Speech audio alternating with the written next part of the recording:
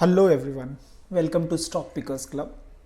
तो कल जब मार्केट खुलेगा ट्यूसडे को, तो सबसे बड़ा इम्पॉर्टेंट क्वेश्चन जो एक ट्रेडर को फेस करना होगा वो ये कि निफ्टी का लेवल्स क्या लग रहे हैं, क्या निफ्टी पे नेक्स्ट व्यू बनती है। सो उसको अपने 3 लेवल्स पे एनालाइज करेंगे, वीकली, डेली एंड 15 मिनट के चार्ट पे। बिकॉज अपने तीनों लेयर पे जब एनालाइज करेंगे तो सब पूरा एक मीडियम टर्म पर्सपेक्टिव उसमें समझ में आएगा और ये बहुत क्लियर होगा कि हमको नेक्स्ट किस तरह से उसमें रिएक्ट करना चाहिए। क्योंकि मार्केट में आप बेस्ट जो कर सकते हो वो रिएक्ट कर सकते हो। सो अगर आप निफ्टी का पूरा वीकली चार्ट देखें जो कि लॉन्गर टर्म चार्ट है, तो वहाँ पे आप अगर देखोगे तो मैंने ये पहले भी एक वीडियो में दिखाया था, जहाँ पे मैंने दिखाया था कि 12,430 से इस लेवल्स को ब्रेकआउट किया है निफ्टी ने। सो आप देखोगे कि एक अच्छे रैली निफ्टी में मार्च के बाद जो आई है वो ऑलमोस्ट अनइंटरप्टेड गई है।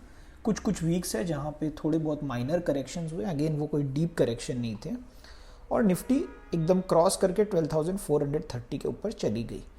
अब यहाँ पे जहाँ पे गई है 13,000 के आसपास, यहाँ पे एक एक्सपेक्टेशन अगर आप वीकली चार्ट पे देखो तो बनती है कि जो ब्रेकआउट लेवल है 12,430 का, उसको at some point of time Nifty थोड़ा सा रीटेस्ट करेगी। बिकॉज ये एक नेचुरल मूवमेंट है जो मार्केट में नॉर्मली होता है कि अगर मार्केट थोड़ा सा एक्सटेंड कर जाता है अपने लास्ट ब्रेकआउट लेवल से, एक अटेम्प्ट वापस होती है जहाँ पे वो वापस उसकी तरफ जाने की कोशिश करता है।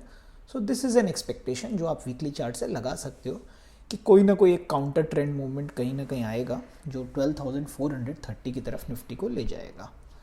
अब मैं आपको डेली चार्ट की तरफ स्विच करवाता हूँ। तो डेली चार्ट में अगेन देखोगे उसी का एक मिरर इम्पैक्ट आपको दिखाई देगा कि 12,430 के बाद से निफ्टी मूव की है। डेली चार्ट पे आपको ये थोड़ा सा और ज़्यादा प्रोनाउंस्ड समझ में आएगा, जहाँ पे आपको दिखेगा कि अब निफ्टी थोड़ा कंसोलिडेट करने की कोशिश कर रही है। तो आप 13,100 के आसपास के लेवल्स पे देखोगे तो वहाँ जाके मार्केट का जो अपवर्ड मोमेंटम है वो थोड़ा सा स्लो डाउन कर गया। छोटी छोटी कैंडल्स बन रही है जो थोड़ी थोड़ी अनसर्टन लगती है। एट द सेम टाइम एक वॉलेटिलिटी कहीं कहीं बीच में आ जा रही है, जहाँ पे एक दिन बहुत ही बड़ा इंट्राडे मूवमेंट भी हुआ, फिर वापस जब निफ्टी मूव कर रही है तो डायरेक्शनल कॉल नहीं ले पा रही है। तो वो एक काउंटर ट्रेंड मूवमेंट की एक स्टार्टिंग पॉइंट दिखने सी लग गई है। ऑल्दो ये बहुत जल्दी अगर लिक्विडिटी आए तो नेगेट हो सकती है, बट स्टिल अपने को प्रोबेबिलिटी देखनी है। एक चीज़ और जो मैं यहाँ पे हाईलाइट करूँगा कि MACD नेगेटिव क्रॉसओवर के बहुत आसपास आ चुकी है, विच सिग्निफाइज कि मोमेंटम अपवर्ड साइड में थोड़ा सा रिस्ट्रिक्ट हो रहा है when it comes to index जो निफ्टी 50 है। एक्शन ज़्यादा मिड कैप की तरफ शिफ्ट कर गया है। नॉट दैट कि ये सजेस्ट करता है कि करेक्शन आएगी ही आएगी, एक टाइम बाउंड करेक्शन यहाँ पे दिख सकती है, या फिर ये भी हो सकता है कि एक माइनर काउंटर ट्रेंड मूवमेंट आके एक करेक्शन निफ्टी में भी शार्प आ जाए। रूल आउट नहीं किया जा सकता है, बिकॉज अगेन डेली चार्ट में भी मोमेंटम इंडिकेटर्स थोड़ा सा नेगेटिव की तरफ जाने लग गए हैं निफ्टी के लिए। अब अगर मैं आपको 5 मिनट चार्ट दिखाऊं निफ्टी का, जो कि हर 5 मिनट को एक बार में कैप्चर करता है, तो आप अगेन देखोगे कि 13,100 के लेवल्स पे जाके निफ्टी को एक रेजिस्टेंस मिला। उस दिन गैप अप हुआ, वो गैप अप होने के बाद कभी निफ्टी उस लेवल को वापस अचीव ही नहीं कर पाई। उसके बाद एक शार्प करेक्शन आया, वहाँ से वापस एक शार्प अपवर्ड मूवमेंट आया, और यहाँ पे जाके आप अगर देखोगे लास्ट का जो 27 से लेके जो सेशन स्टार्ट हुआ था 28 को, वहाँ पे निफ्टी एक रेक्टेंगल के अंदर ही रही, एक रेंज के अंदर रही, और फाइनली रेंज की क्लोजिंग के आसपास कहीं पे इसने एक वो कैंडल बना लिया है। सो कभी भी अगर ये रेंज जो 12,950 की है या 40 की है, उसको जब ब्रेक करेगी तो निफ्टी में शायद एक वो मूवमेंट नीचे की तरफ आपको थोड़ा सा मोमेंटम दिखाई देगा।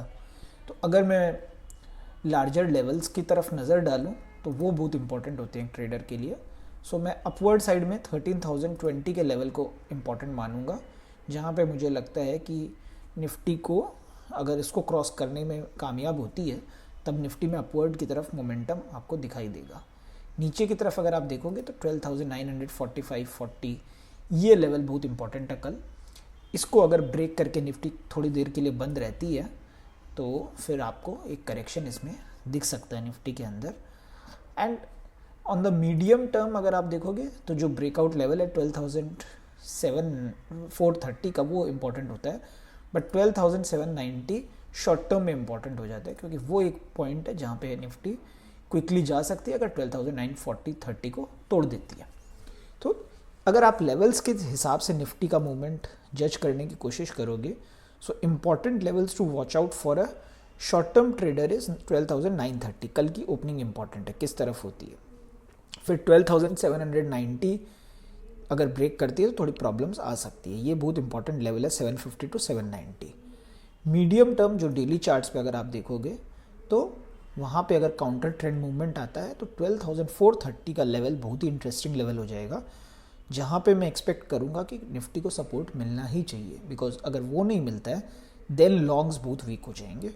बट अपवर्ड साइड में अगर आप वापस रिवर्स तरह से देखो तो 13,020 एक ऐसा लेवल है जो कि इंपॉर्टेंट बनता है। 13,020 के ऊपर की क्लोजिंग बहुत अच्छे लेवल्स निफ्टी में दे सकती है, तो जो हम एक्सपेक्ट कर रहे हैं कि मे बी वापस ब्रेकआउट एरिया की तरफ जाएगी, वो कुछ दिन बाद जा सकती है, या कुछ दिन के लिए वो वाला मूवमेंट होल्ड हो सकता है, ये कोई प्रेडिक्ट नहीं कर सकता है।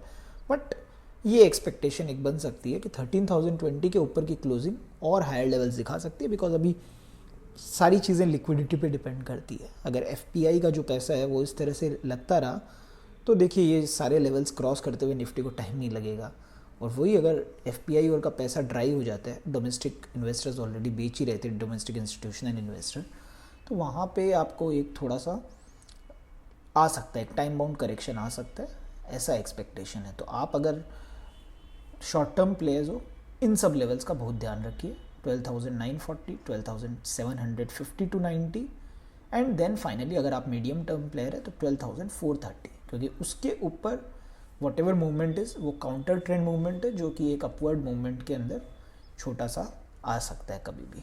सो ये लेवल्स का ध्यान रख के अपनी ट्रेडिंग कीजिए।